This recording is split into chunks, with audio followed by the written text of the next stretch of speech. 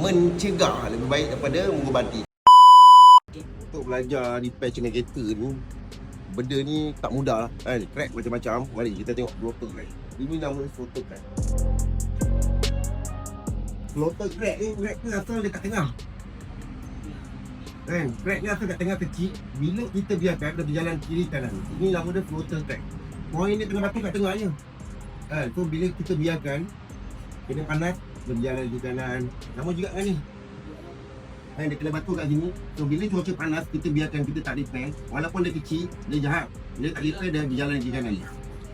So nak repair floater crack ni tak mudah. Kita tengok Abang Ram tengah buat floater crack.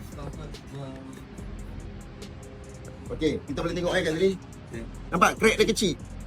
Walaupun crack dia kecil, cepat-cepat kena repair. Bila dah repair, crack dia mati. So sekarang aku nak buat floater crack. Floater crack ni macam mana? Bila dia pecah, kita tak repair. Bila kita tak repair, itu yang akan jadi floater crack. So kena batu tu kena cepat-cepat repair.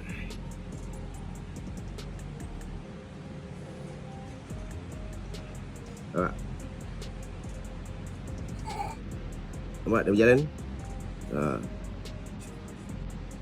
Inilah floater crack kan. Dia asal crack tengah kecil. Bila kita biarkan cuaca panas, kita tak nak repair, dia berjalan kiri kanan. Nampak?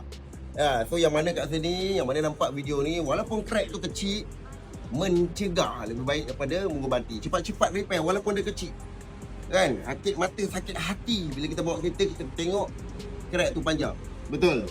Bagi